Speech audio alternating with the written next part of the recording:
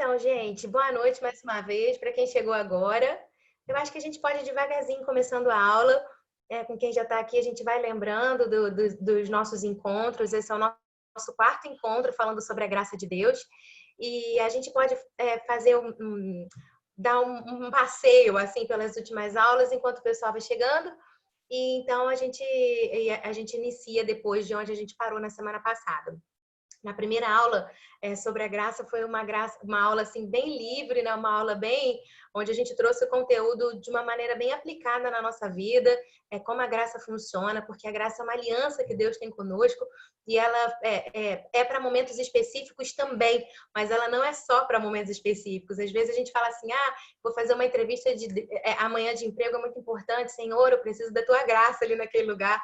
E a graça é para isso, mas a graça não é só para isso. A graça é para quando a gente está em momentos importantes, em decisões importantes, e em momentos de mudança, né? Como o Jader estava falando, que ele está aí na vida, e para mudança de casa, de emprego, de cidade, mudanças às vezes que trazem tantas transformações para a nossa casa. A graça de Deus também é para isso, mas ela é para quando a gente está lavando louça, quando a gente está educando nossos filhos, quando a gente está cozinhando, quando a gente está dirigindo, quando a gente está no dia a dia no trabalho. Quantas vezes eu estou ali trabalhando, eu falo, Deus, me dá a tua graça para saber o que responder, para saber o que falar, para conseguir compreender, né, qual a necessidade, a demanda que essa pessoa está trazendo. O Senhor vê o que eu não consigo ver, então me ajuda a ser um canal, me ajuda a ser um instrumento. Então a graça de Deus ela é para o nosso dia a dia. E as alianças que Deus faz com o homem, né? Deus sempre se relacionou com o homem através de alianças. E a gente foi entendendo que Deus fez uma aliança, desde o início, Deus fez uma aliança com Adão. Quando Deus criou o homem, Deus fez uma aliança com o homem. E as alianças foram mudando. Depois teve a aliança que Deus fez com Noé, teve a aliança que Deus fez com Abraão, que era uma aliança completamente fundamentada na graça, fundamentada na fé. E aí depois teve a aliança que Deus fez com Moisés, que vai vigorar até o momento da cruz.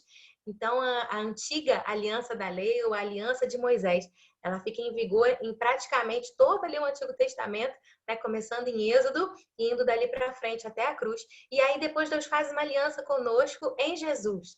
E essa aliança que Deus faz com a gente em Jesus é essa aliança da graça, e a aliança na qual a gente está firmado hoje. E a aliança que Deus faz com a gente é uma aliança que tem detalhes.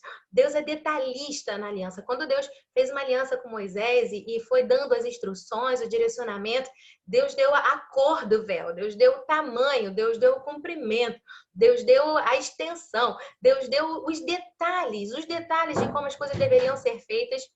Deus é um Deus de detalhes, assim. Olha quem invadiu minha aula.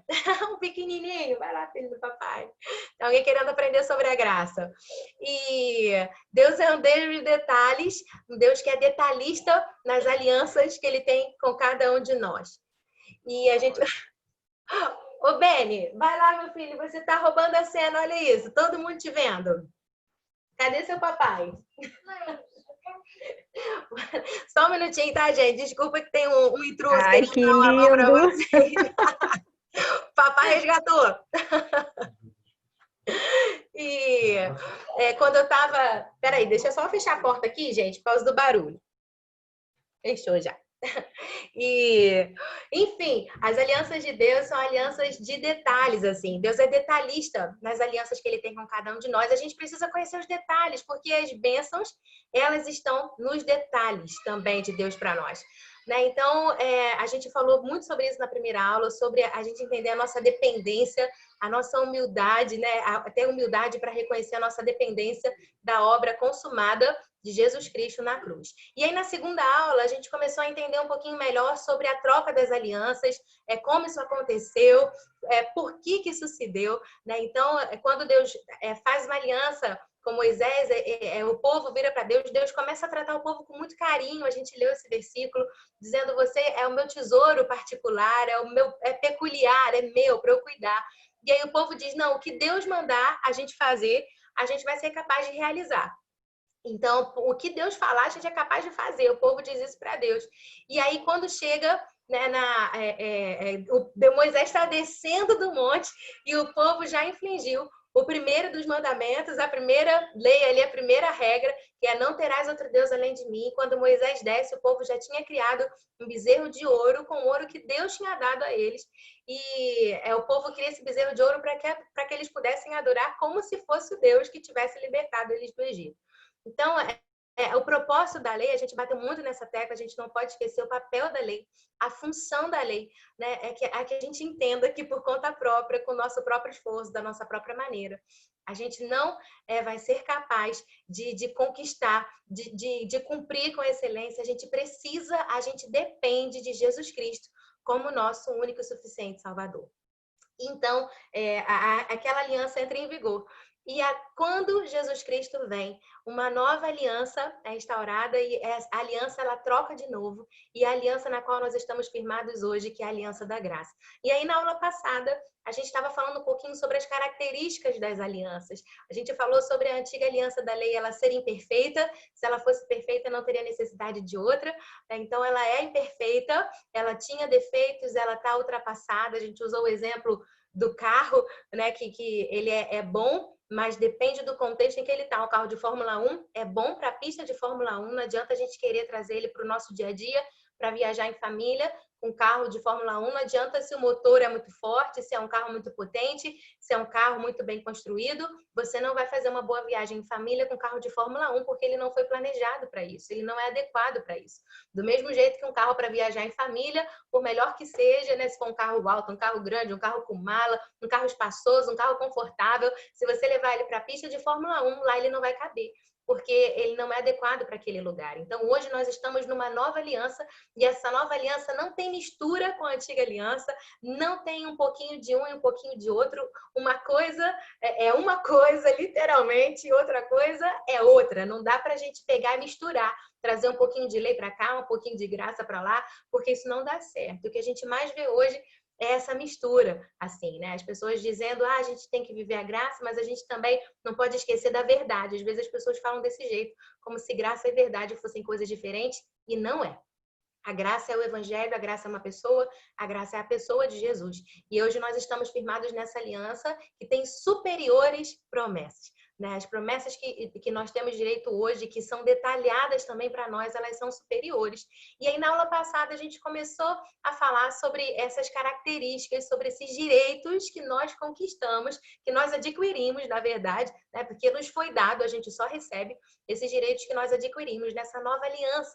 E a gente começou falando sobre o perdão dos pecados, que todos os nossos pecados foram perdoados em Cristo Jesus. E quando a gente entende a grandeza desse perdão que a gente recebeu, a gente também tem perdão para dar, a gente tem perdão para liberar, porque a gente recebeu isso de Deus. E Paulo vai nos dizer que a gente deve perdoar o nosso irmão, a gente deve perdoar o nosso próximo com o mesmo perdão que nós recebemos da parte de Deus. Então, eu até fiquei de trazer os versículos para vocês que eu separei, não sei se vocês lembram, mas só para a gente pegar o gancho, eu vou compartilhar com vocês os slides para a gente começar a dar sequência à aula. Foi exatamente nesse slide que a gente parou na aula passada, né, que nós temos o direito, nós recebemos o direito do perdão dos pecados. A gente leu em Romanos, dizendo que já não há condenação para aqueles que estão em Cristo Jesus. Então, já não há condenação sobre a sua vida. Jesus nos libertou da mentalidade do julgamento. Né? Vazou o áudio aí, eu não sei de quem é.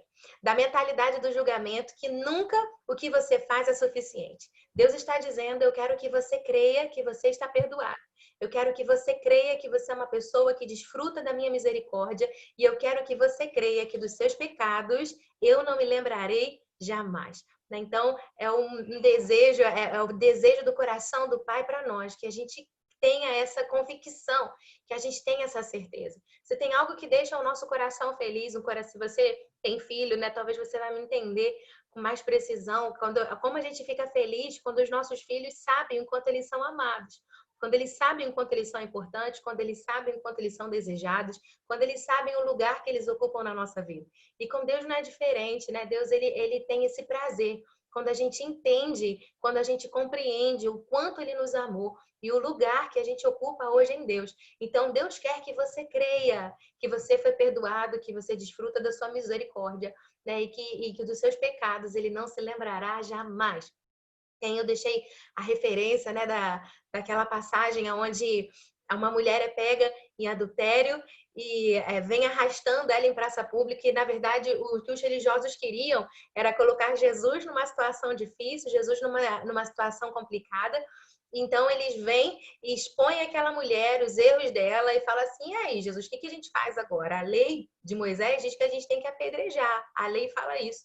Mas Jesus, ele tem uma postura com aquela mulher, porque a resposta de Jesus, a Bíblia diz que ele estava escrevendo na areia e ele continua escrevendo na areia. E ele diz assim, aquele que não tem pecado, que atire a primeira pedra. E aí foram deixando aquelas pedras ali, e Jesus vira para aquela mulher, ele era o único que não tinha pecado. Ele era o único que tinha o direito de apedrejar, ele era o único que tinha direito de falar alguma coisa. Ele podia, depois que as pessoas saírem, e dar uma chamada nela, falando assim, olha a situação que você me colocou, né? Que situação complicada, mulher, que deu em você? Você tá louca? Quase que esses homens estão armando uma cilada para mim, através do seu erro, preste atenção. Mas Jesus não faz isso. Ele vira para ela e fala assim, cadê os teus acusadores? Eles não te condenam? Ela falou, não. Ele falou, nem eu. Vá e não peques mais, porque Jesus não taca pedra em ninguém. Nós aqui, muitas vezes, tacamos pedra uns nos outros e a gente precisa abrir mão das pedras nas nossas mãos. Hoje, a gente vê uma igreja que, principalmente na internet, assim, onde as pessoas têm muita voz, onde as pessoas falam o que pensam. Se você vai na rede social, no Twitter, eu fico pensando, assim, a igreja ela é muito ativa, mas às vezes a gente tem um jeito tão duro de falar com o outro, às vezes a gente não mede palavras para a gente ofender, para a gente ferir, a gente se acha no direito de julgar alguém. E como cristão, alguém que está nesse caminho com Cristo, que entende quem nós somos nele, o lugar que a gente ocupa hoje, a gente precisa ser cuidadoso para que a gente não seja a pessoa da ofensa, a gente não seja aquele que vai ofender o outro. E eu estava dando também esse exemplo na aula passada, que foi onde eu parei. Lá em Mateus 18, um capítulo onde fala muito sobre o perdão dos pecados, e a gente leu sobre uma parábola que Jesus ensina de um homem que foi perdoado de uma dívida monstruosa e não foi capaz de perdoar uma dívida pequena. E a Bíblia diz que a gente precisa ter cuidado, a gente recebeu esse perdão monstruoso de Deus, a gente precisa perdoar o nosso próximo também. E Jesus começa esse capítulo, né, nos ensinando, os discípulos viram para ele e perguntam quem é o maior no reino dos céus.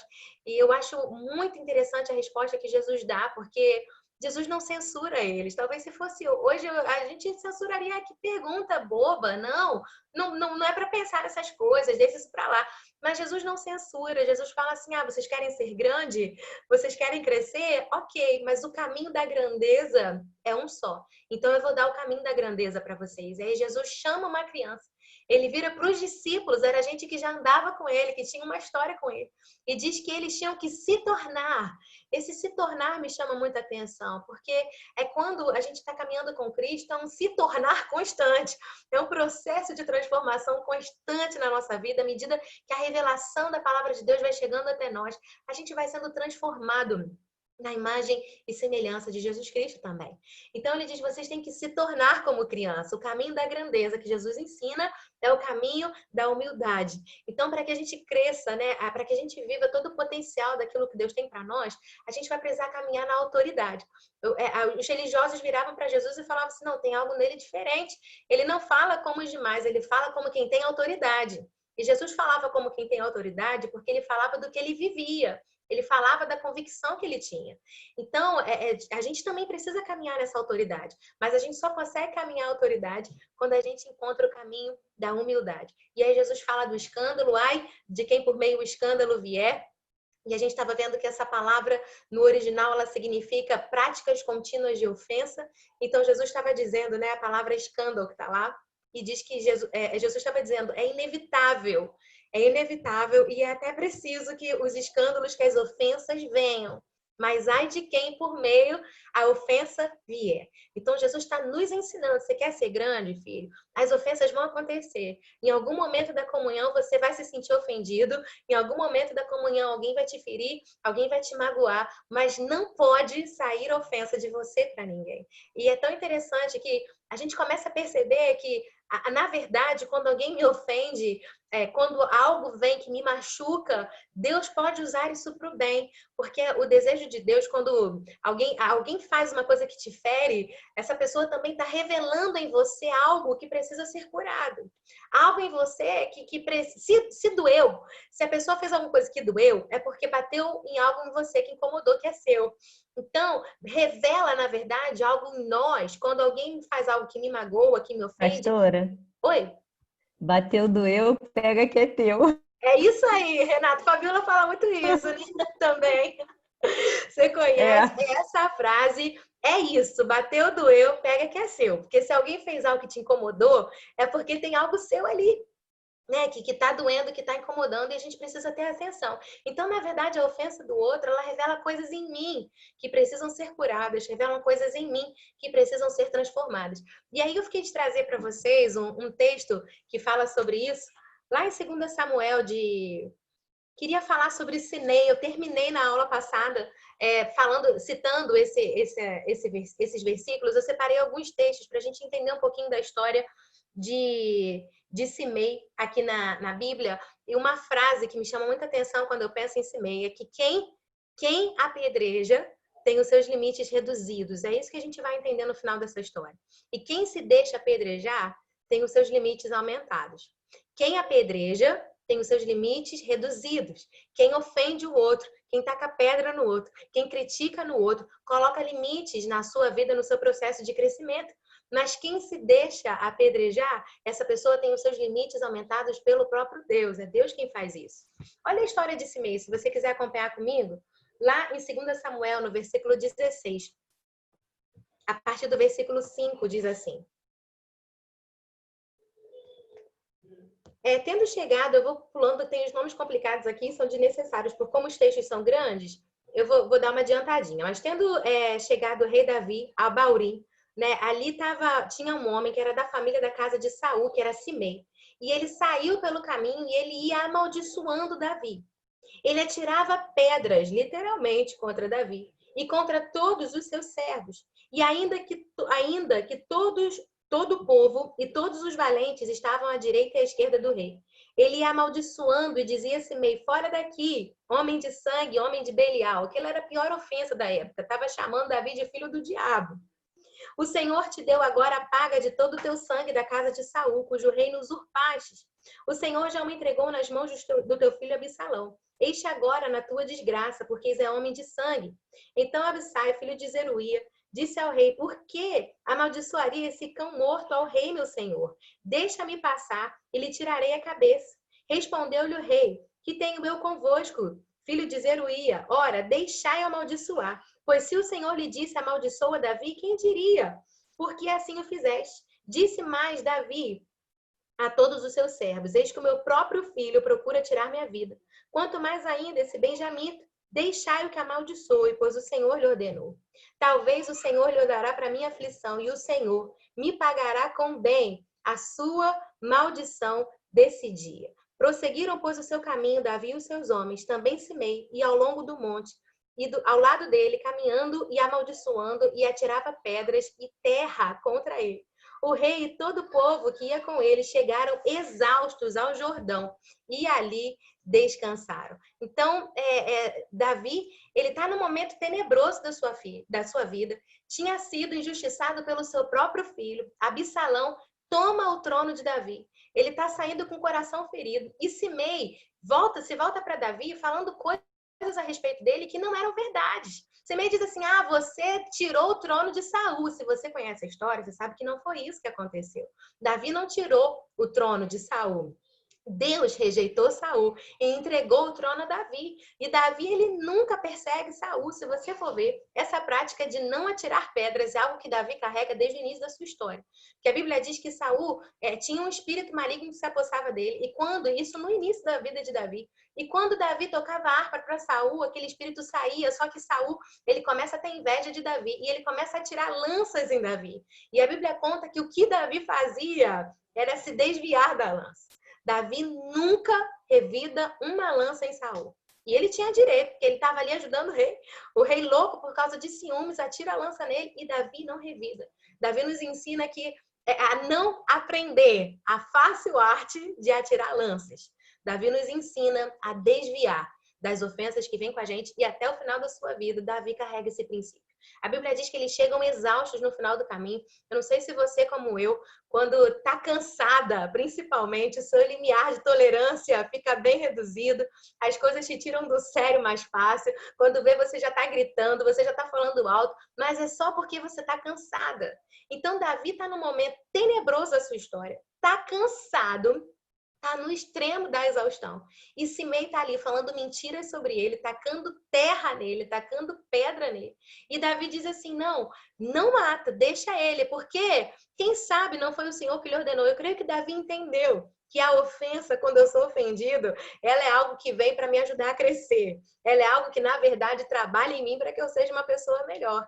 E aí Davi simplesmente guarda o seu coração, guarda sua mente, ele diz assim, que o Senhor vai me pagar com bem. A maldição, né? Aqui no versículo 12, o Senhor me pagará com bem a sua maldição nesse dia. Então, Davi sabia que Deus é o Deus que restitui. E ele sabia que Deus ia pagar com bem. Né? Não tente fazer justiça com as suas próprias mãos. Na aula passada eu falei isso, eu gosto muito de pensar nisso, que quando a gente vai fazer justiça com as próprias mãos, é resolver uma situação na força do nosso braço. Quando a gente estende o nosso braço, Deus cruza o dele. Mas quando a gente cruza os nossos braços e entrega para Deus as nossas causas, Deus estende a mão e ele age em nosso favor. E Davi sabia disso, porque foi exatamente isso que Deus fez ao longo de toda a história de Davi com Saul. E Davi conhecia essa verdade. E aí, então, o rei sai. E tem um momento mais na frente, se você quiser adiantar, se você estiver me acompanhando na leitura, em 2 Samuel 19, a partir do versículo 16. Davi já tinha saído, só que agora Davi está regressando como rei de novo. Absalão morre, né? Você vê que Davi ele pede para que não matem Absalão. Absalão morre, o cabelo prende numa árvore, mas Davi não queria estender a mão contra ninguém. E aí então Simei encontra-se com Davi.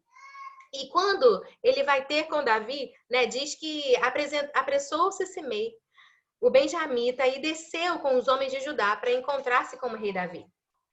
E com ele 1000 homens de Benjamim, e também Ziba, servo da casa de Saul, acompanharam ali pelo Jordão. No versículo 18 diz, e o atravessaram, para fazer a casa real, e para fazerem o que lhe era agradável. Então Simei prostrou-se diante do rei, enquanto esse ia passar pelo Jordão. Ele disse, não me imputes, Senhor, a minha culpa, e não te lembres do que tão perversamente fez o teu servo no dia que o rei, o meu Senhor, saiu de Jerusalém. Não conserves, ó rei, em teu coração, porque eu, teu servo, deveras confesso que pequei. Por isso sou o primeiro que de toda a casa de José desci a encontrar-me com o rei, meu senhor. Então respondeu, né, Abissai, filho de Zeruia, e disse, não morreria, pois Simei. Por isso, havendo amaldiçoado o ungido do Senhor, ele ali insiste, ele não devia morrer, ele amaldiçoou aquele que Deus ungiu. Porém, Davi disse no versículo 22, que tenho eu convosco, para que hoje me sejais adversário. Está falando com que estava mandando matar Simei. Morreria alguém hoje em Israel? Pois não sei eu que hoje novamente sou rei sobre Israel? Então disse o rei a Simei, não morrerás, eu te juro. Então, quando Davi volta como rei, eu creio que ali era a oportunidade. Ele fala, não, Simei, agora vem cá. Você não falou o que você quis, agora você vai ouvir o que você não quer. E tem gente que é assim, não, se a pessoa me enfiar uma faca 10 centímetros, eu enfio 20 nela de novo.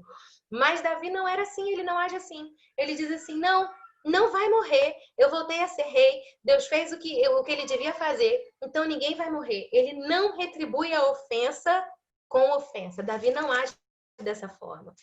Mas eu quero falar sobre o fim da vida de Simei. Um pouquinho mais na frente, a gente vê em 1 Reis, já no capítulo 2, no próximo capítulo da Bíblia, quando Davi dá instruções a Salomão antes de morrer, em 1 Reis, no capítulo 2, a partir do versículo 8, quando Davi está instruindo Salomão, que estava assumindo o reinado de Davi, ele se lembra de Simei. E ele fala assim, olha, né, tá contigo Simei, fala quem ele é. E diz que ele ia, né, me amaldiçoando, ele ia me maldizendo enquanto eu estava saindo de lá. Mas no versículo 9 ele diz assim, mas agora não tenha por inculpável, pois é homem prudente, e bem saberás que lhe há de fazer para que as suas cães desçam à sepultura com sangue. Então, Davi está instruindo Salomão, só que ele fala assim, olha, Simei me amaldiçoou, olha o que ele fez. Salomão, tenha cuidado. Davi passa a instrução, cuidado com quem amaldiçoa, cuidado com fofoqueiro, cuidado com gente que fala mal de todo mundo, cuidado. Davi dá essa instrução para Salomão, né? Quem leva, gente, traz. Acha você que quem está trazendo fofoca do outro para você não vai levar sua fofoca para o outro também. Então, Davi está instruindo Salomão a ter cuidado. E aí, para a gente terminar a história de Simei, quando Simei morre, no capítulo 2, no final desse capítulo 2, a partir do versículo 36, Salomão, né, já era rei, ele manda chamar Simei. Ele edifica uma casa para ele ali em Jerusalém, né? Porque há de ser, no versículo 37, que no dia em que saíres e passares o ribeiro, fica sabendo que será morto, o teu sangue cairá então sobre a sua cabeça. E Simei disse ao rei, boa é a tua palavra, como disse o rei meu senhor, assim fará o teu servo. E ele habitou em Jerusalém por muitos dias. Salomão diz assim, olha, meu pai não te matou. Ele podia falar também, Salomão, né? Você fez com meu pai, ele te perdoa, não perdoa não. Mas Salomão não faz isso. Ele deixa ali, só que ele fala, né, para Simei que ele teria os limites, né? Quem vai chegando aí fica à vontade, tá, gente? Qualquer dúvida vai perguntando. Sejam bem-vindos aí quem está entrando agora. E ele coloca um limite para Simei. Ele diz, Simei, até aqui você vai. E Simei fala para ele, ok, rei, boa é a tua palavra. Só que ao cabo de 3 anos, o versículo 39 vai dizer, 2 escravos de Simei fugiram. E aí Simei vai atrás deles. E então Simei é morto, porque ele transgride uma ordem do rei. E no versículo 46, diz que já no final ele já tinha morrido. No versículo 45 eu vou ler. Mas o rei Salomão será abençoado e o trono de Davi mantido perante o Senhor para sempre. O rei deu ordem, né, ao filho de Joiada, o qual saiu e arremeteu contra ele, de sorte que morreu. E assim se firmou o reino sobre o domínio de Salomão. Olha só uma coisa, Simei, né, Davi não retribui a ofensa com ofensa, mas quando Salomão assume o reino, Salomão estabelece um limite. Quem apedreja, quem ofende, tem o seu limite reduzido. Você fica ali dentro daquele limite bem pequenininho para você. Mas quem se deixa apedrejar, quem é a pessoa ofendida, a Bíblia conta que o reino de Davi e de Salomão se estabeleceu. Quem é ofendido é Deus quem amplia o seu reino, é Deus quem amplia o seu alcance, é Deus quem estende o alcance da sua vida, do seu potencial, daquilo que ele tem para você. Se você for em Jerusalém hoje, você vê que as maiores empresas, os maiores hotéis se chamam King David até hoje, né? Porque não teve outro como o rei Davi. Rei Davi em grandeza, em força, em poder. Deus estendeu o potencial de alcance e o trono de Davi e de Simei, porque quem apedreja tem os seus limites reduzidos e quem se deixa apedrejar tem os seus limites aumentados. Então, não seja a pessoa da ofensa, seja o ofendido, seja alguém que não guarde nada disso no seu coração. Eu queria deixar esses versículos para vocês, porque eu acho que são interessantes para o nosso aprendizado. Né? Outro direito nosso da nova aliança, para a gente ir adiantando, é que Deus nunca fica zangado com você. Em Isaías 54, do versículo 9 e 10, se você quiser abrir comigo. Mas antes eu queria ler o que eu deixei aqui no slide. Diz que quando o diabo não consegue impedir você de buscar conhecer mais de Deus, ele tenta distorcer o quanto você é profundamente amado por Deus. Porque quando entendemos isso, as suas artimanhas perdem o efeito sobre nós. Tudo que você ouvir, submeta ao teste da palavra. Assim, ao invés de pensar que Deus está contra você, você percebe que Deus está ao seu lado. Quantas vezes a gente não sente, né, que Deus pode estar, de repente, contra nós? Às vezes a gente se conhece melhor do que ninguém e tem semanas, tem dias que a gente pode estar muito bem. A gente está achando que está fazendo tudo certinho, está numa fase maravilhosa dos relacionamentos, do ministério, estou agindo, estou muito ativa na ação social, estou pronta para acabar com a fome mundial. Mas tem outros dias que a gente se olha e a gente se sente terrível. A gente fala, meu Deus, a minha língua está tão afiada que é capaz de partir uma pedra, de tão afiada que ela tá, né? Tô estressada, não tô fazendo nada direito, tô fazendo as coisas tudo estranhas. Nos nossos melhores e nos nossos piores dias, a Bíblia diz que é sempre pela graça de Deus.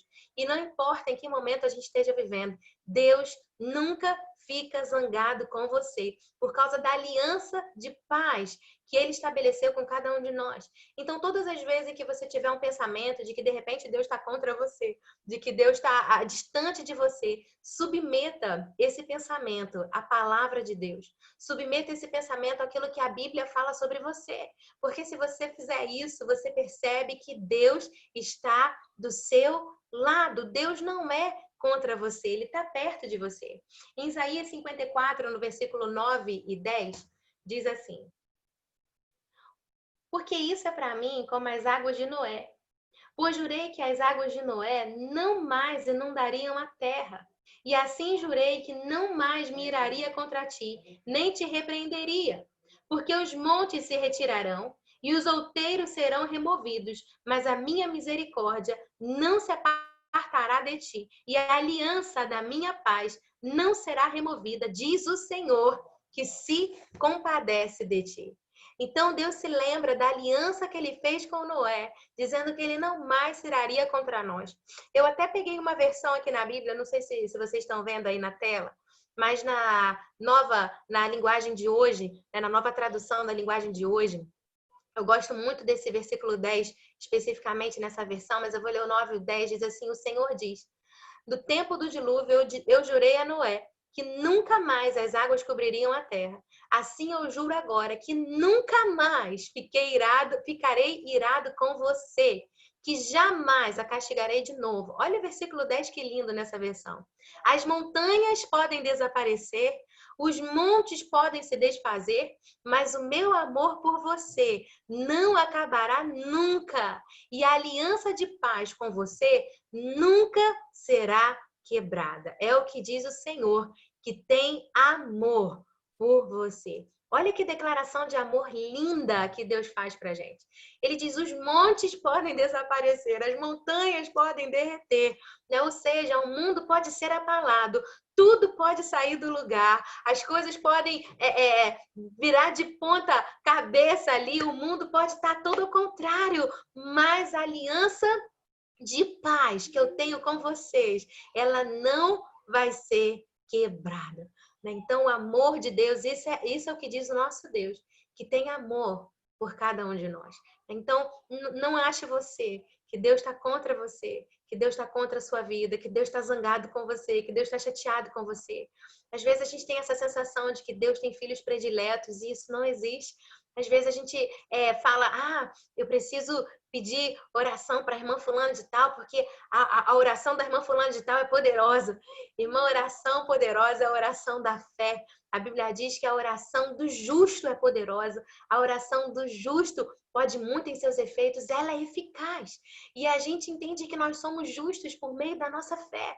Então a sua oração é poderosa, porque Deus não está contra você.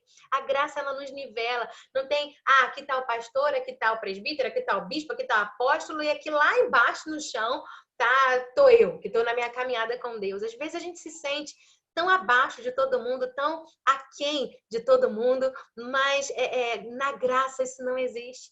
Porque na graça funciona assim: sem Deus nós não somos nada, nós não temos nada, nós não conseguimos nada. Nunca com o nosso próprio esforço, por melhor que seja a minha vida. Eu posso ter crescido na igreja, como a passagem que a gente leu em alguma aula do jovem rico, né, que falou: eu tenho observado os mandamentos desde a minha infância, estou fazendo tudo certinho. E o que eu posso fazer mais, Jesus? E Jesus vira para ele e fala assim: uma coisa ainda te falta. Quando a gente tenta ter esse relacionamento religioso com Deus, mas sem entender que a gente depende dele, sempre vai faltar alguma coisa, nunca vai ser suficiente. Mas quando a gente vive pela graça, significa que a gente vive na dependência da obra de Cristo naquela cruz.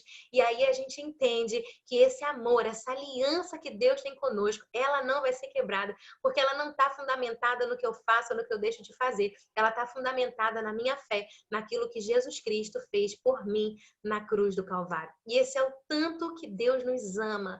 Esse é o Deus que tem um amor por cada um de nós, que nos diz que nunca mais ele estaria irado conosco. E a gente precisa ser agente, ser porta-voz dessas mensagens.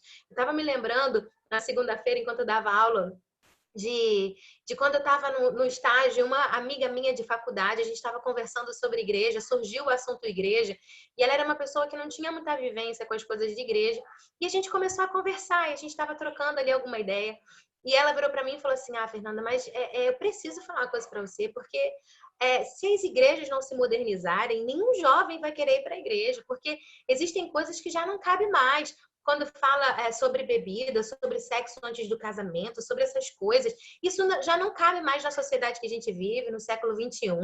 Essas coisas não podem... Ela foi trazendo para mim um monte de princípios e um monte de questões que a gente é ensinado na igreja. E eu fui ouvindo aquilo e no final eu fiz só uma pergunta para ela. Eu perguntei assim, você já ouviu falar sobre a graça de Deus alguma vez? E ela virou para mim e ela falou, não faço a menor ideia do que é isso. E eu comecei a falar para ela sobre essa graça, esse amor de Deus por cada um de nós, esse cuidado de Deus com cada um de nós. E ali foi a oportunidade que eu encontrei de falar para ela sobre o amor. Mas aquela conversa me fez pensar em tantas coisas, porque eu fiquei pensando, por que as pessoas sabem tanto sobre o nosso pode e não pode, e as pessoas não sabem nada sobre a cruz, as pessoas não sabem nada sobre o amor de Deus, porque a regra precisa ser essa, precisa ser nessa ordem. Primeiro a gente entende o amor, primeiro a gente entende a graça, para depois a gente entender que todo princípio que Deus estabelece para a nossa vida é para o nosso cuidado, é para a nossa proteção, é porque Ele nos ama, é porque Ele tem o melhor para cada um de nós. Mas se a gente fala as coisas em forma de regra, olha, isso pode, isso não pode, né? E as pessoas não entendem nada sobre a graça, aquilo não faz sentido. Mas quando você entende o quanto Deus te ama, o quanto Ele zela por você, o quanto Ele cuida de você, o quanto cada princípio que Deus nos traz sempre foi para nossa proteção, sempre foi para guardar o nosso coração, sempre foi para guardar a nossa vida, sempre foi para que a gente vivesse e desfrutasse do melhor de Deus nessa terra. Mas a gente só entende isso quando primeiro a gente entende a graça. Então a gente precisa levar para o mundo, levar para as pessoas a mensagem da graça. E a mensagem da graça é a mensagem de Jesus Cristo, é a mensagem do quanto Ele nos amou, o quanto Ele nos deseja, o quanto Ele nos quer bem. Então a gente precisa submeter ao teste da palavra todas as vezes que alguma coisa faz com que a gente duvide dessa promessa que Deus tem para cada um de nós, desse direito que nós recebemos de Deus não estar mais zangado conosco por conta dessa aliança na qual nós estamos firmados. E a gente só consegue fazer isso quando a gente aprende a submeter a palavra de Deus, cada pensamento que a gente tem, e não é fácil. Se você for ver Paulo, ele nos instrui, o apóstolo Paulo, a sermos extremamente zelosos com os nossos pensamentos, a sermos extremamente cuidadosos com aquilo que a gente deixa ocupar um lugar, um espaço no nosso coração, na nossa mente. Paulo diz assim, né, que se algum louvor há, se alguma virtude existe, seja isso que ocupe o vosso pensamento. A gente não consegue parar de pensar. Você não vai estar um dia em casa e vem aqueles pensamentos de ai, eu não consigo nada, ai, minha vida é isso, ai, isso não vai dar certo, ai, eu não sou ninguém, ai, isso, e você fala, não, vou parar de pensar, vou parar de pensar. A gente não tem um botão para parar de pensar, mas a gente consegue substituir um pensamento pelo outro. E a Bíblia nos ensina a fazer esse exercício. Ele nos ensina a levar cativo o nosso pensamento, a obediência de Cristo, né, para que a gente possa destruir todo o sofisma, toda a fortaleza que Satanás tenta impregnar na nossa mente, de pensamentos, de conceitos que são contrários à palavra de Deus. Então a gente só rompe isso quando a gente submete os nossos pensamentos à palavra de Deus, né? Pensai nas coisas lá do alto onde Deus está. Paulo vai dizer isso para a gente. Então, seja cuidadoso com o que você pensa. Se existe algum pensamento contrário àquilo que Deus nos ensina, àquilo que Deus nos instrui, que você possa submeter a palavra. Ei, peraí, não é isso que a Bíblia fala de mim. Hoje a Bíblia diz que eu estou em Cristo Jesus. Hoje a Bíblia diz que já não há condenação sobre a minha vida. Hoje a Bíblia diz que eu fui feita à imagem e semelhança de Cristo Jesus, que Ele soprou o próprio Espírito dele dentro de mim, que se fizesse um exame de DNA em mim e Deus, daria 100% filho de Deus, porque é o Espírito dele que está dentro de mim, uma parte dele em mim e eu nele, eu estou em Cristo Jesus. E essas verdades precisam estar sendo estabelecidas dentro de nós. E a gente precisa ser porta-voz. Paulo diz que Deus nos confiou o ministério da reconciliação, para que a gente anuncie ao mundo que nós fomos reconciliados com Deus, que nós temos paz com Deus, que Deus está de braços abertos a cada um de nós, quando a gente se volta para Ele, com o nosso coração sincero. Então, outro direito que nós temos na nova aliança é o direito à proteção divina. Se você puder abrir comigo lá em Romanos, no capítulo 8.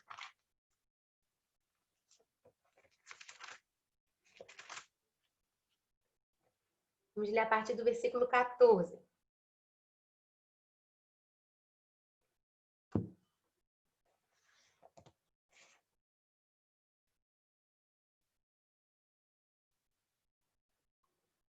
Romanos 8, no versículo 14, vai dizer assim: pois todos os que são guiados pelo Espírito de Deus são filhos de Deus. Porque não recebestes o espírito de escravidão, para viverdes outra vez atemorizados, mas recebestes o espírito de adoção, baseado no qual nós clamamos, Abba, Pai. E o próprio Espírito testifica com o nosso espírito que nós somos filhos de Deus. Esse é o lugar que nós ocupamos na nova aliança. A Bíblia diz que Deus amou o mundo de tal maneira que deu o seu Filho unigênito para que todo aquele que nele crê não pereça, mas tenha a vida eterna. Mas a Bíblia também diz que hoje Cristo não é mais o Filho unigênito, ele é o Filho primogênito entre muitos irmãos, porque ele nos fez a sua família. Um dia eu estava vendo alguém pregando e usou o exemplo de cavalos. Eu confesso que eu gosto muito da natureza. Eu acho que a natureza nos ensina muito sobre Deus, né? A gente consegue contemplar muito de Deus nisso. Mas eu não entendo muito de cavalos. E aí aquilo me chamou a atenção e eu fui ler um pouco sobre isso depois. Que quando você vai escolher um bom garanhão, né, tem várias características que você tem que prestar atenção no cavalo. Mas algo que eles sempre se atentam, né? Quem conhece de cavalo, é na sua linhagem. É você ver qual é a origem, né, da família daquele garanhão, daquele cavalo, para que você consiga ver se ele tem um bom potencial ou não. E eu fiquei pensando naquilo e às vezes a gente fala assim, então se for na nossa linhagem, aí é que estragou tudo de vez. Afinal de contas, na minha família, todo relacionamento termina em divórcio, na minha família todo mundo tem muito homem violento, tem muita mulher que é isso, que é aquilo outro, a minha história de vida é isso, carrego isso na minha marca, e então se for para ver a história de vida, aí que deu ruim mesmo para mim. Mas a verdade é que quando a gente entende no lugar que nós estamos hoje, na nossa linhagem existem homens como Abraão, Moisés, Jacó, os grandes heróis da fé, porque nós fomos adotados na família de Cristo. A nossa herança genética, a nossa bagagem, o lugar no qual nós pertencemos hoje é na família de Cristo. Então, na nossa história, os nossos antepassados, a gente vê homem como Davi, a gente vê mulheres como Esther, como Débora, a gente vê pessoas que foram extremamente relevantes na história, que marcaram a sua geração. Essa é a nossa linhagem hoje genética, porque nós fomos aceitos na família de Deus. Deus nos fez seus filhos. E se tem algo que Jesus ele veio construir em nós, foi o senso de paternidade de Deus. Se você for prestar atenção, Jesus ele sempre pregava, construindo em nós o senso de paternidade de Deus. Quando Jesus nos ensina a orar, ele não diz assim, quando vocês forem orar, orem assim, Pai de Jesus Cristo que estás no céu. Não, ele diz assim, quando vocês forem orar, orem assim, Pai nosso que estás no céu. Né? Que venha o vosso, e aí ele vai dizendo, é vosso Pai que estás no céu, que está cuidando do seu amanhã, está provendo o seu amanhã. Então Jesus o tempo todo vem criando em nós um senso de paternidade de Deus, entendendo que Deus é um Deus Pai. Ele é esse Deus Pai na nossa vida. Né? E quando a gente, não sei se você na vida terrena teve o privilégio de ter um bom pai, ou se a sua referência aqui nessa terra não é muito boa, mas por melhor que seja o nosso Pai Celestial, ele não se compara à bondade, o nosso Pai terreno, não se compara à bondade do nosso Pai Celestial. Jesus disse, se vós que são os maus sabem dar coisas boas aos seus filhos, quanto mais o vosso Pai Celeste não vos dará aquilo que vocês pedirem, ele vai dar, porque ele é o seu Pai.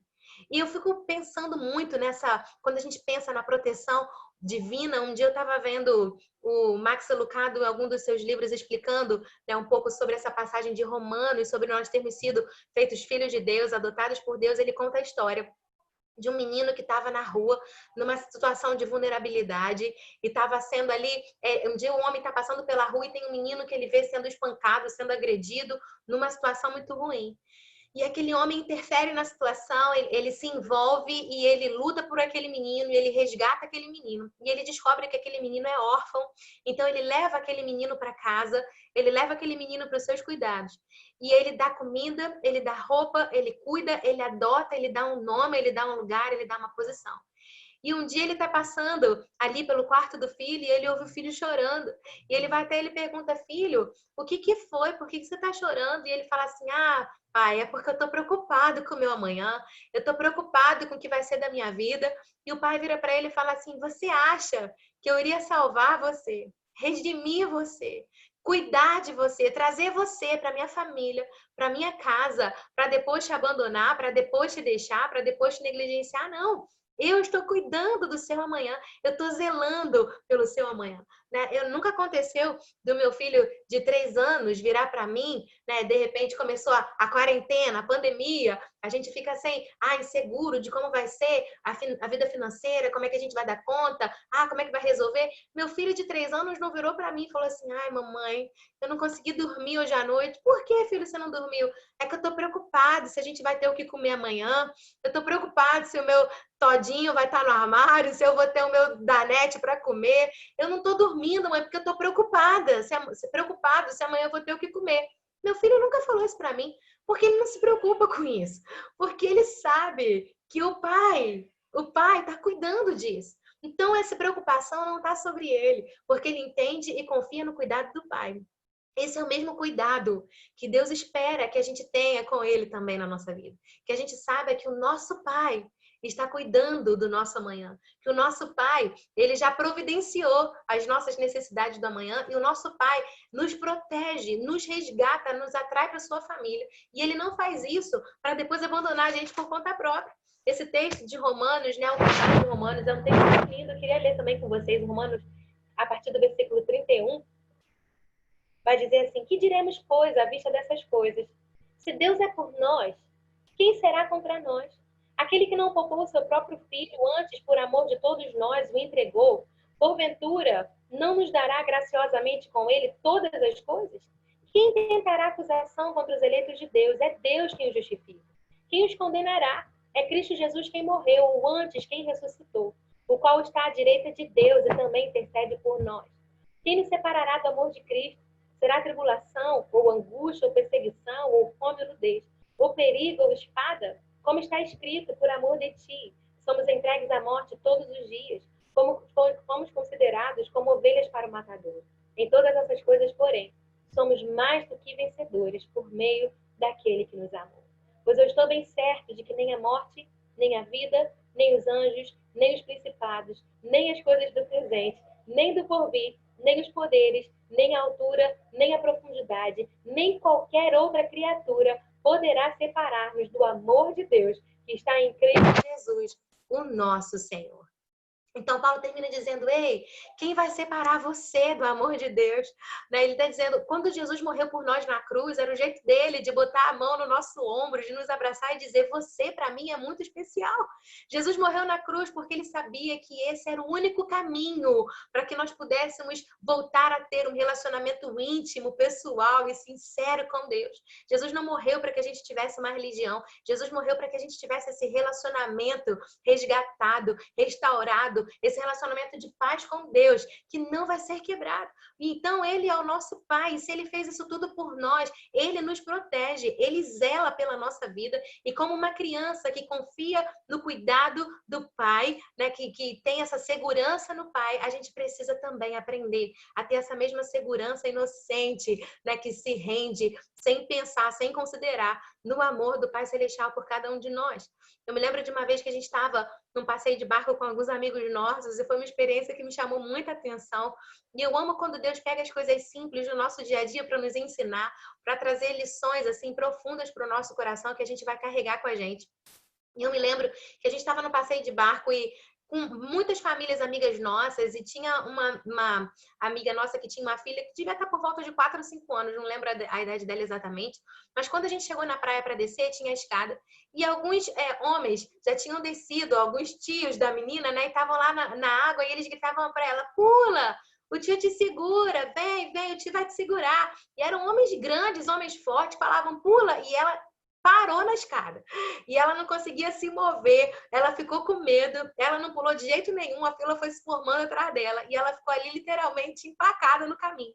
O pai dela estava no barco e quando ele prestou atenção na situação, eu estava sentada, estava só olhando. Quando o pai entendeu o que estava acontecendo, ele pulou pela lateral do barco. Ele nadou até a frente do barco e eu fiquei impressionada porque ele não fala nada para ela. Ele só estende o braço para ela. Quando ele estende o braço para ela, na hora, ela pula no braço do pai. E ela sai daquele lugar e ela salta do barco e pula diretamente no colo do pai. E eu fiquei pensando, Deus, é por isso que Jesus diz que a gente tem que ser como criança, ter essa confiança inocente. Quando a gente entende que o pai é poderoso para nos guardar, a gente não questiona. Deus estende o braço, Deus aponta uma direção, Deus aponta um caminho e a gente simplesmente se lança, sem pensar, sem medir. Porque quando a gente é adulto, que a gente cresce, a gente começa a questionar o pai. Ai, pai, tem certeza? Você acha que é esse caminho mesmo? Você acha que isso é melhor? Mas a criança não faz isso. Eu me lembro da minha infância, assim, de algumas coisas que meu pai fazia, que eu falava, uau! Eu me lembro que a gente morava numa rua, meu pai foi ordenado pastor aqui em Maricá, eu tinha 6 anos, mas a gente continuou muitos anos ainda morando no Rio, meus pais trabalhavam no Rio ainda. E a gente saía domingo da igreja e ia muito tarde, a gente chegava em casa muito tarde. E eu lembro que a rua era muito escura e eu tinha um pouco de medo da rua. E eu lembro que quando eu chegava em casa, que às vezes eu estava dormindo mesmo, mas quando eu estava acordada, eu fingia que eu estava dormindo. Olha como algumas coisas marcam a gente, né? E eu fingia que eu estava dormindo porque quando eu estava dormindo, meu pai me levava no colo. E quando meu pai me levava no colo, eu não tinha medo. Não tinha medo da rua, não tinha medo do escuro, não tinha medo de nada. Porque afinal de contas, eu estava no colo do meu pai. Quando a gente cresce, né? Hoje, se eu olhasse para trás, eu falaria assim: se vem alguém armado, coitado, pouca coisa meu pai poderia fazer para me proteger. Quando a gente é adulta, a gente começa a pensar demais. Mas quando eu era criança, nada disso passava pela minha cabeça. Se eu estava no colo do meu pai, acabou. Eu estava segura, eu estava protegida e nenhum mal que rondava ali a rua poderia me alcançar, porque afinal de contas eu estava no colo do meu pai. A criança, ela tem essa confiança. Eu me lembro, meu pai tinha uma brincadeira que ele fazia no carro com a gente sentado atrás, eu e meu irmão, e ele batia assim no teto do carro e eu pensava assim, nossa, ninguém dirige tão bem igual meu pai. Meu pai é o melhor motorista, assim, do mundo. Olha como meu pai dirige bem. Eu lembro que uma vez o cachorro fugiu, meu pai correu atrás do cachorro na rua. Eu falei, nossa, ninguém corre tão rápido igual meu pai. Meu pai é o cara mais rápido do mundo. A criança, ela tem essa confiança inocente no pai. Quando a gente cresce, a gente questiona, fala assim, não corre tão rápido assim, né? Tem gente que corre muito mais rápido, não é tão veloz. Mas a criança não. A criança, se ela tem esse ambiente seguro, né, ela se sente tão confiante no cuidado do pai, que ela simplesmente se rende. E se ela está no colo do pai, aquele que promove segurança para ela se sente tão confortável ali que ela não questiona. E eu fiquei pensando quantas vezes Deus não chama a gente para pular do barco, para sair da nossa zona de conforto, para alcançar lugares novos em Deus, para ir para novos caminhos, por novas direções. E a gente fica, mas eu acho que essa água não está segura, não. Mas eu acho que esse lugar não é bom. Mudar não, já está tão confortável aqui, eu já sei onde eu estou pisando, não quero ir para um lugar novo. E quantas vezes Deus está lá, vem filho, pula, pula, pula. E a gente começa a apresentar a Deus todos os porquês, não. E eu acredito que Deus, ele quer nos ensinar a ter essa mesma inocência da criança, né? E com Deus, ele sim é poderoso para nos guardar, porque ele não tem limite.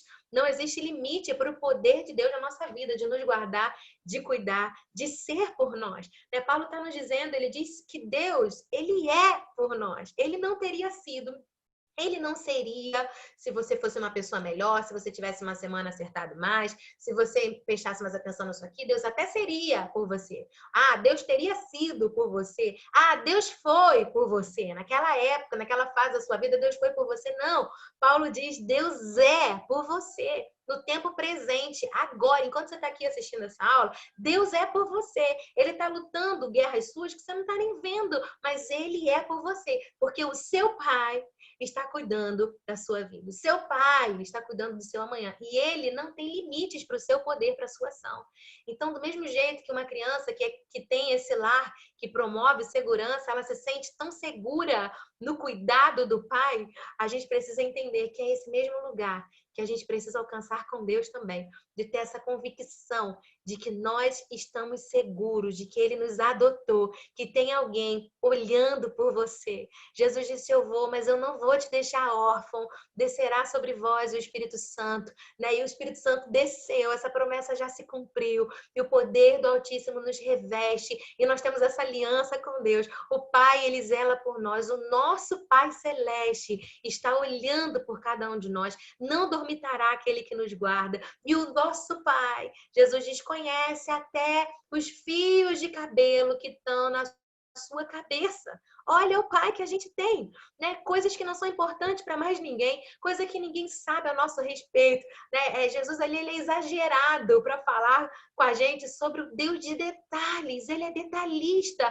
não dormitará aquele que te guarda. Então não ache você que Deus se esqueceu de você, que Deus não está lembrando de você, porque Deus está sempre trabalhando no seu favor, ainda que muitas vezes Deus trabalha no turno da noite. Tem um livro, né, que se eu não me engano, o nome do livro é exatamente esse. Deus trabalha no turno da noite. Então, ele dá o exemplo também ali da padaria, que quando você ainda está dormindo, a padaria já está lá funcionando. Quando você chega, o pão já está quentinho. Só que ele não chegou naquela hora. Enquanto você estava dormindo, o padeiro estava lá, aquecendo o forno, fazendo a massa, para que quando você chegasse, o pão estava pronto. Só que você não viu todo o processo. Deus na nossa vida é assim também. Às vezes a gente não está vendo ele trabalhando, mas não significa que ele não esteja. E pela fé, a gente precisa ter essa convicção de que Deus é sempre por nós. E ele está sempre trabalhando em nosso favor. Então, esses são alguns direitos que a gente tem na nova aliança. E também algumas características, eu queria falar rapidinho, né, da nova aliança. Alguns slides que eu separei, eu divulguei esse slide no grupo, tá? Se vocês quiserem ter acesso, já está lá desde segunda-feira. Mas diz que a graça não é uma doutrina, a graça é o evangelho, a graça é uma pessoa, a graça é Jesus.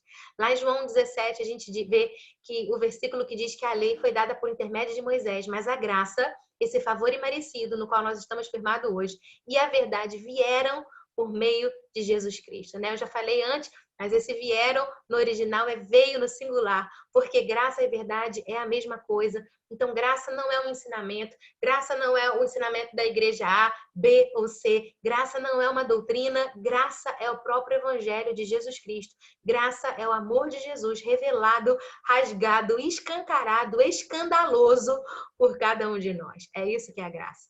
Outra característica é que hoje todas as exigências da lei, elas são cumpridas em nossa vida por intermédio de Jesus Cristo.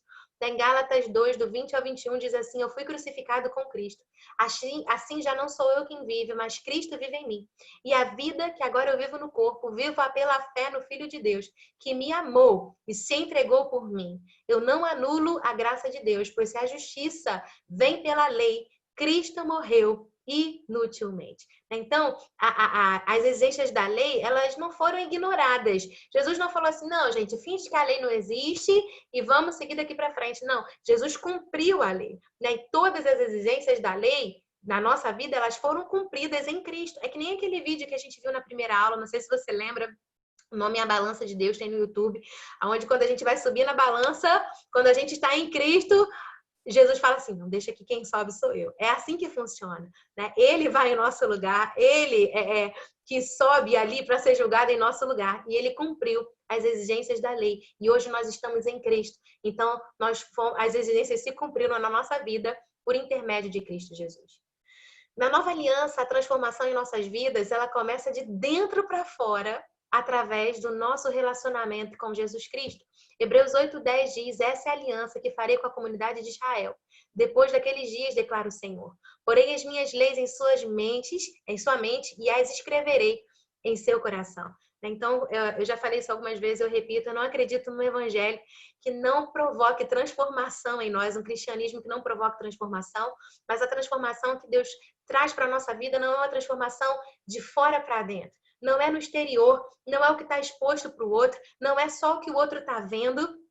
Quantas vezes a gente se comporta na frente da igreja de um jeito, dentro de casa de outra forma, a gente se comporta com o grupo de uma maneira, mas com as pessoas que a gente é mais próximo, mais chegado, a gente mostra, ali a gente tem mais intimidade e se comporta de outra forma, como se a gente vivesse de aparência. Nunca, não é uma opção a gente viver de aparência. Eu estava me lembrando de um provérbio que diz que aquele quem cobre, se eu não me engano, é Provérbios 28:13, mas eu não tenho certeza da referência, mas eu acho que é isso. Mas um provérbio que eu carrego no meu coração, que diz que aquele que encobre as suas transgressões jamais prosperará, mas aquele que as confessa e deixa alcançará misericórdia. Olha que poderosa a palavra de Deus na nossa vida. Aquele que encobre as suas transgressões, quem encobre o seu pecado, que tenta viver uma vida de aparência, não vai prosperar, não vai para frente. Mas aquele que pode até ter feito a transgressão, mas se ele confessa e se ele deixa, ele vai alcançar a misericórdia de Deus. Então, viver de aparência não é uma opção. O cristianismo não transforma a gente de fora, bota as coisas bonitinho por fora e a gente continua a mesma pessoa por dentro. Não é assim que funciona. Essa transformação da palavra de Deus, ela vem de dentro para fora, vem mudando o nosso coração, colocando a nossa vida interior em ordem, os nossos princípios, os nossos valores começam a ser lavados literalmente pela palavra e o caráter de Cristo vai sendo formado, estabelecido, gerado na vida de cada um de nós. É quando Paulo, já no final da sua carreira, do seu ministério, ele está dando conselhos a Timóteo, ele dá alguns conselhos muito importantes, ele diz, Timóteo, primeiro, não deixe que ninguém menospreze você por você ser jovem. E eu tiro daqui, a primeira orientação de Paulo é, Timóteo, não deixe que ninguém despreze você. Você pode trazer isso na sua vida para qual área for. Não deixe que ninguém te menospreze por ser jovem, ninguém te menospreze por não ter formação em A, B ou C, que ninguém te menospreze por já ter uma certa idade, por ter uma idade avançada. Ninguém te menospreze por razão nenhuma. Não deixe que ninguém te menospreze, porque existe valor de Deus para você. E aí Paulo diz, não deixe que ninguém te menospreze por você ser jovem, mas seja alguém que maneja bem a palavra da verdade e que não tem do que se envergonhar. Então, não deixe ninguém menosprezar você. Maneje bem a palavra da verdade, seja íntimo da palavra, conheça a palavra, ame a palavra, tenha experiências com a palavra, coloque a palavra de Deus no alto lugar na sua vida. E em terceiro lugar, ele diz, que não tenha do que se envergonhar. E aqui eu entendo que é Paulo dizendo para Timóteo, não viva uma vida de mentira, não viva com coisas escondidas, não finja ser uma coisa que você não é, mas deixa que a palavra de Deus te transforme de dentro para fora. Não viva uma vida de aparência. Na nova aliança da graça, essa transformação acontece de dentro para fora. Não é dar um jeitinho no exterior, é ser radicalmente transformado aqui dentro, no nosso coração, aonde o Espírito Santo de Deus está atuando na vida de cada um de nós. Então, outra característica da nova aliança da graça, que precisa estar firmemente guardada no nosso coração, talvez uma das maiores críticas que a gente recebe quando a gente prega sobre a graça, a gente fala sobre a graça, né? Muitas pessoas que às vezes estão impregnadas numa vida religiosa vão se levantar dizendo, mas então a graça é licença para pecar. Não, não é, de forma nenhuma. Leia Romanos 6, porque Paulo vai rasgar sobre isso. Ele termina o capítulo 5 dizendo que onde abundou o pecado, superabundou a graça. E o que diremos nós? Nós vamos continuar pecando? É claro que não, é óbvio que não, não é assim que funciona. A graça é extremamente contra o pecado. Muito, a gente não pode se esquecer disso, porque 3 coisas importantes a respeito do pecado. O pecado nos afasta do projeto de Deus para a nossa vida. Segunda coisa, o pecado nos mantém estagnados. E terceiro, o pecado custa muito mais do que a gente pode pagar. Então, a graça ela é extremamente contra o pecado. A graça expõe que o pecado destrói a nossa vida, destrói ministério, destrói família, destrói casamento, destrói os relacionamentos com os nossos filhos. O pecado destrói. Mas quando a gente entende a graça, ela nos conduz à santidade. Porque a gente entende que primeiro a gente se aproxima de Deus. E à medida que a gente se torna um com Ele, que a gente entende que Ele está em nós, o caráter de Cristo começa a ser formado dentro da gente. Então, Paulo chega a dizer que a força do pecado é a lei. Quanto mais a gente prega a lei, igual aquele exemplo da menina da faculdade, quanto mais a gente fala a regra, pode, não pode, isso, faz aquilo, outro, quanto mais a gente fala sobre a lei, mais a gente está propenso a pecar. Porque a gente nunca consegue atingir, a gente sempre se sente insuficiente. E isso nos afasta de Deus, porque a gente tem um senso de dívida com Ele. E aí isso é a força do pecado.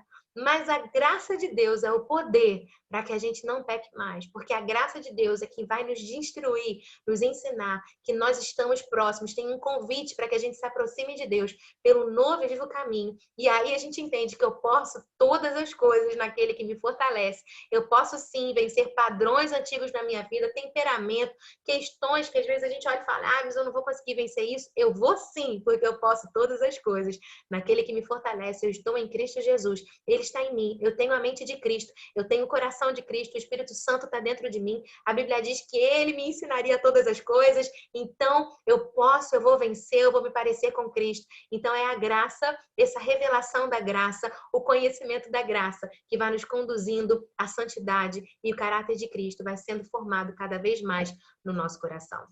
Eu fiz um quadrinho que eu acho bem interessante para a gente entender, como eu falei no início, que as alianças de Deus são detalhistas, né? E eu trouxe alguns detalhes da velha aliança da lei, fazendo um paralelo com a nova aliança da graça, a gente entendendo que não se mistura, né? Que hoje mudou, a gente está na nova aliança e algumas diferenças entre essa nova aliança e a antiga aliança, né? Então, a velha aliança da lei, ela exige do homem. A nova aliança da graça, ela concede ao homem.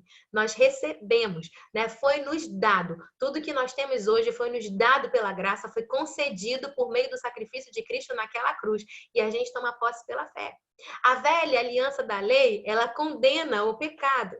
A nova aliança da graça, ela torna justo o pecador, né? Sobre a lei, os melhores falharam. E sobre a graça, os piores podem ser salvos, porque ela nos torna justos, justificados por meio da nossa fé na obra de Jesus Cristo. A velha aliança da lei, ela traz morte.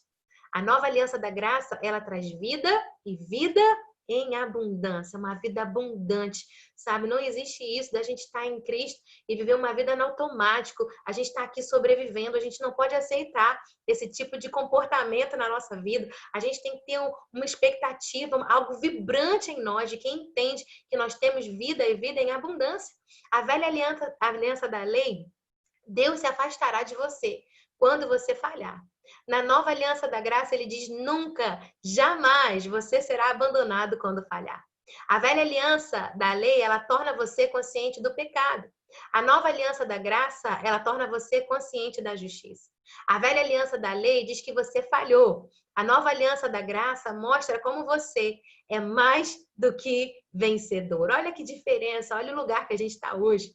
A velha aliança da lei diz o que você precisa fazer. A nova aliança da graça nos leva a meditar, a entender e a compreender aquilo que Jesus Cristo fez por cada um de nós.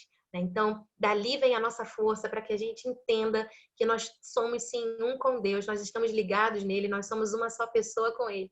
E essa é a força para que o caráter de Cristo vai sendo estabelecido dentro de cada um de nós. Então, a cruz, ela não é uma demonstração do nosso perfeito amor e devoção a Deus. A cruz é a demonstração de Deus, do seu perfeito amor e da sua perfeita graça por cada um de nós.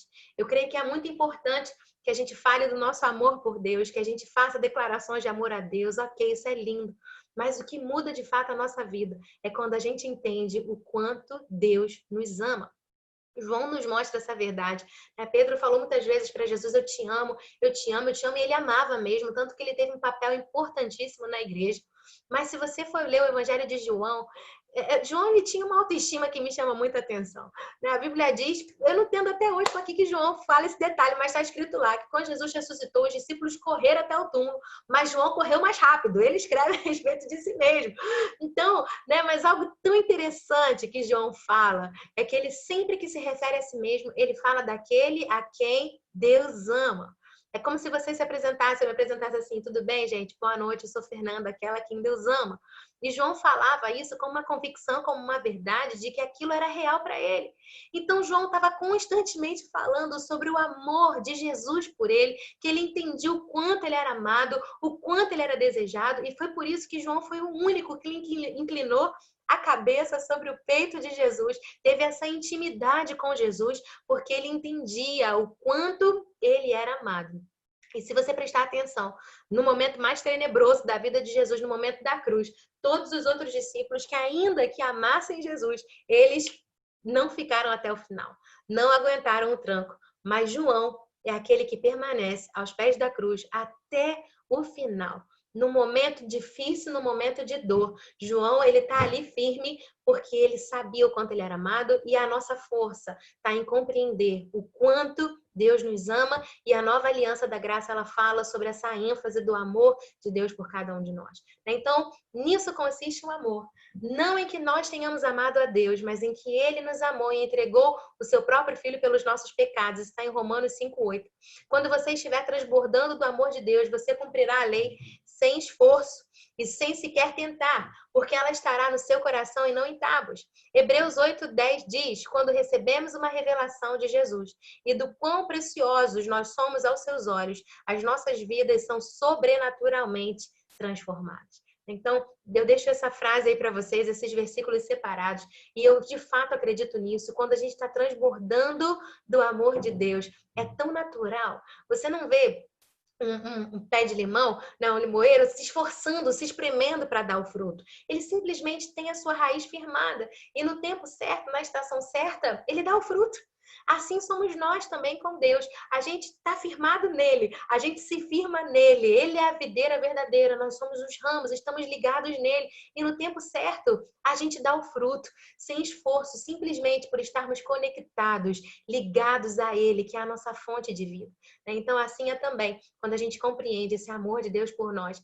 E eu não posso encerrar essa matéria sem deixar essa frase, que é uma frase do Joseph Prince, e eu decorei essa frase, eu declarei ela muitas vezes sobre a minha vida e sobre a igreja, e eu quero deixá-la para você também, porque é uma verdade que precisa estar enraizada em nossos corações, né? A graça, esse favor imerecido é uma aliança da qual você tem com Deus.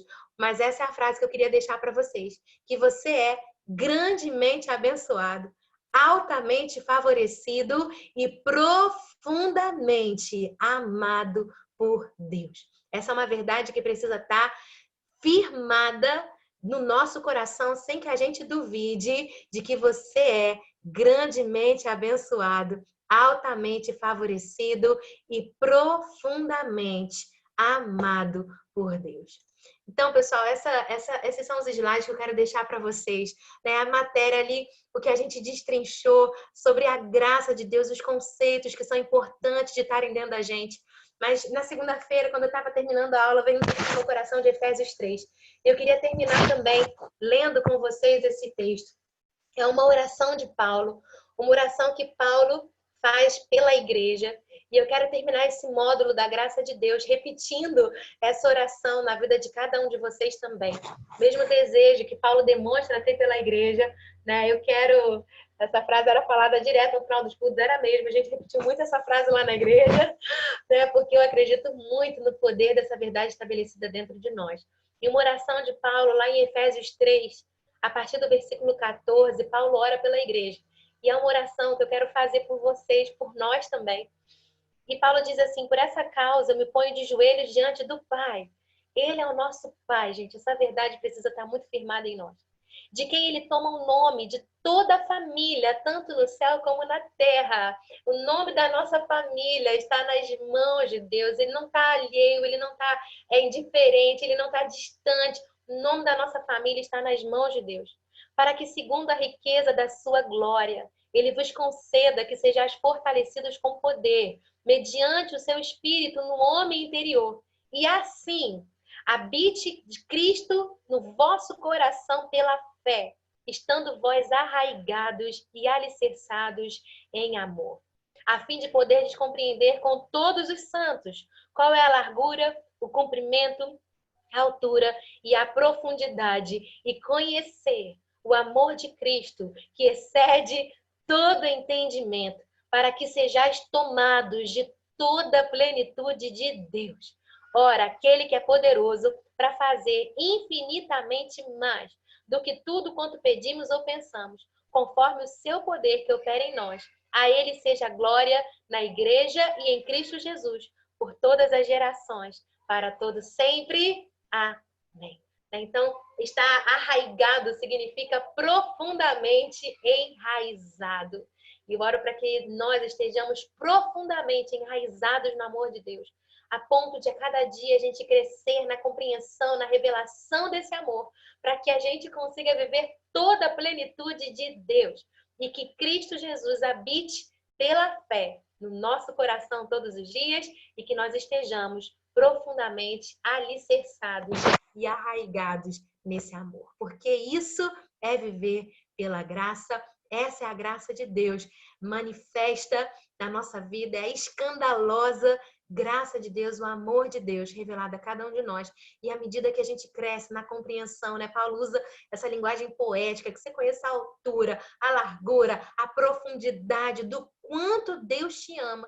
E quando isso é uma realidade na nossa vida, os ventos podem soprar, mas a gente não duvida, a gente não questiona do quanto Deus nos ama, porque esse conhecimento nos mantém firmes na sua promessa e a gente vive a plenitude. A plenitude fala de ausência, de lacuna, de espaço. A gente é completamente preenchido por Deus quando a gente entende o quanto Ele nos ama. E é isso que eu oro por cada um de vocês, eu oro por nós, para que a cada dia nós possamos crescer na revelação do quanto Deus nos ama. Amém?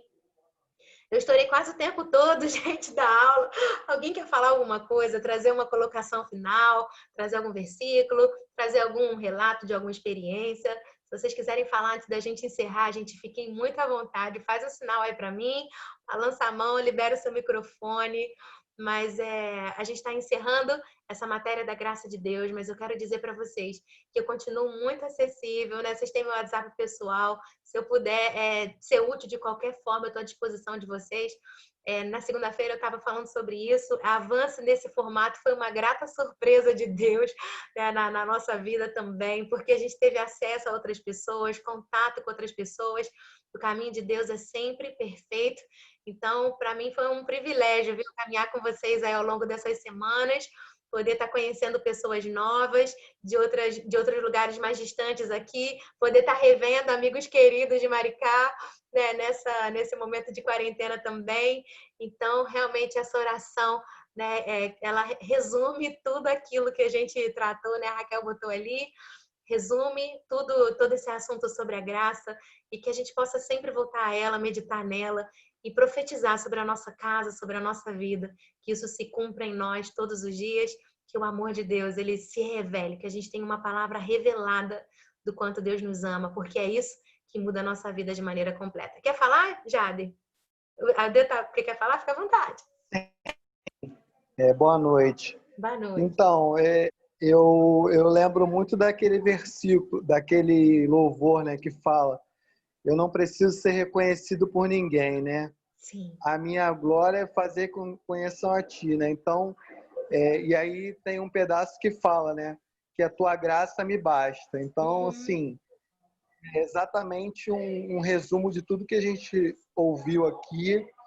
E assim, eu me identifico muito com ele, porque às vezes no nosso dia a dia, muitas pessoas buscam um reconhecimento, né? Sim. Claro que isso é bom para o nosso ego, é interessante profissionalmente, mas se a gente não reconhecer que é através dele que vem esse reconhecimento, nada disso vale, né? Verdade. Então, assim, eu tenho pensado sobre isso, principalmente nesse tempo de pandemia, né? Que as pessoas estão assim muito retraídas em algumas situações e assim, e aquelas que estão principalmente no campo de trabalho estão achando que, pô, eu tô aqui, então eu sou mais importante, e às vezes a gente esquece que é uma engrenagem, né? Algumas pessoas hoje não estão, talvez estejam de home office, ou talvez até não estejam indo à igreja, né? Por conta de não poderem ou não se sentirem confortáveis. Mas a gente tem que entender que todas as pessoas são importantes, né? E Deus se importa com todas elas. Então eu tenho exercitado isso, né? Porque nesse momento difícil, muitas pessoas estão se sentindo assim, né? Diminuídas, estão achando que por conta da situação da doença, né, não estão restritas a fazer algumas coisas, mas a gente tem que colocar no nosso coração que tudo podemos quando a graça de Deus está envolvendo a nossa vida, né? Verdade. É isso. Verdade, Jade. Muito legal celebrar dessa canção. Eu confesso que quer falar, Glaucia, pode falar. Eu tive uma nostalgia assim com o Ministério Apacentar recente. Há 2 semanas ouvi umas canções antigas dele e essa canção Só Tua Graça Me Basta e Tua Presença, o Meu Prazer é realmente poderosa. Quando a gente entende isso, a gente não compete, a gente não fica preocupado, né, com o que o outro está pensando, falando. A gente simplesmente entende o nosso lugar, sabe o quanto a gente é amado e descansa nessa verdade. Muito bom. Pode falar, Glaucia. Bom, boa noite para todo mundo. Hoje eu e meu amigo Jader estamos matando PG para estar aqui, glória a Deus. É muito bom refletir sobre esse tema e completando com o que o Jader estava falando, né? E extensão de toda a aula, realmente a graça nos sustenta e assim ela é suficiente, né? Sim. Eu acho que aqui só o Jader sabe. Eu passei por um processo de câncer o ano passado e tem 2 meses que eu tô curada, para honra e glória do nosso Glória a Senhor. Deus, Deus é bom. E assim, Deus assim me sustentou em todos esses momentos. Eu não, graças a Deus, eu não fiquei pelos cantos chorando. Deus me deu muita força. Deus me deu assim a cura. Todos os dias ele me curava. Eu tô até escrevendo um livro agora. Eu tô tentando escrever um livro sobre essa história. E é justamente por isso, porque a graça de Deus, ela é suficiente. A graça de Deus, o amor de Deus, assim, eu sentia todos os dias esse amor. E hoje, para honra e glória do nome do Senhor, eu posso dizer que eu tô curada. Hoje eu tô assim feliz com o Senhor. E o Jader e outras pessoas da igreja passaram esse processo comigo. Mas, assim, é tão bom a gente sempre relembrar sobre esse tema. Eu ficaria te ouvindo, Fernando, durante 5 horas falando sobre esse tema, que realmente, assim, é o tema da minha vida. Louvado seja o nome do Senhor. Obrigada. Glória a Deus. Glaucia, que legal assim, você compartilhar esse testemunho. Eu oro para que Deus te inspire muito, né? Para que você coloque no papel e exponha ali a graça acontecendo, se manifestando na sua vida. Porque realmente, às vezes, a gente passa momentos tenebrosos e a graça de Deus é quase que palpável, assim, é ela que nos sustenta. Eu estava vendo, alguém falou uma frase que me marcou recente, dizendo que quando a graça de Deus ela se manifesta no nosso deserto, vai ser a chuva no deserto de outra pessoa amanhã. Ou seja, né? Deus usa a sua experiência, às vezes, de deserto, de tempo difícil, quando essa graça, você passa por ele por meio da graça, você faz chover no deserto da outra pessoa amanhã, né? Do que a pessoa pode estar vivendo uma situação parecida com a sua e o seu testemunho, a sua história vai inspirar elas. Então, que Deus ele te inspire muito, que o Espírito Santo sente com você para escrever, né? E que ele te dê essa graça de poder alcançar o coração de muita gente para ser fonte de cura e que você possa chover no deserto de muita gente com as experiências que você teve com a presença de Deus nesse tempo. Obrigada. Que alegria ouvir seu testemunho, Glaucia, eu não sabia. A gente está junto aqui nesse tempo e que bom saber que Deus ele te alcançou. Eu fiz um Instagram, se você quiser, ou alguém que de repente conhece alguém que esteja com essa experiência de processo pelo câncer e tal. Eu fiz um Instagram que chama-se Por Incrível que Pareça. Se alguém quiser seguir lá, vou te procurar lá. Tem todas as informações, quando eu corto cabelo, eu fazendo quimioterapia, a minha filhinha sabendo que eu iria ficar careca. Por incrível que pareça, assim, é um Instagram que eu estou fazendo para evangelismo e glória a Deus. Amém, amém. Vou te procurar lá. Que Deus te inspire muito. Quer falar, Márcia? Não? Alguém levantou a mão aí? Não? Tá só ajeitando o cabelo, né? Pessoal, que bom poder trocar com vocês, conhecer, né, quem eu não conhecia, estar com vocês nesse tempo. Que Deus acompanhe vocês sempre, né? Até a próxima. Eu não sei se eu revejo vocês ainda em alguma matéria esse ano, mas a gente está sempre junto por aqui, à disposição, né? Conectados da forma que dá. E que Cristo habite ricamente no seu coração pela fé e que você possa sempre compreender toda a altura, largura, extensão, profundidade do amor de Deus pela sua vida. Deus abençoe muito, muito, muito você. É a última aula com você? Hoje é a última aula. É a última aula do programa. Eu quero mais! Passou rapidinho, né? Passou rápido, Fernanda. Muito rápido. Foram 4 aulas, assim, esse mês voou. Eu estava organizando as coisas, nem acreditei, assim, que a gente já estava na 4ª aula, mas passou. A gente cumpre o nosso cronograma e vem muito. Vamos pedir bis. Muito obrigada. Vamos pedir bis. Queremos você novamente. De novo, por favor. Glória a Deus. Vai ser uma alegria estar com vocês. Muito bom. Olha o Instagram, por incrível que pareça, Glaucia, eu vou lá te procurar quando acabar aqui. Deus abençoe muito vocês, gente. Até a próxima. Qualquer coisa a gente vai se falando sempre. Deus abençoe a vida e a família de vocês. Beijão. Tchau.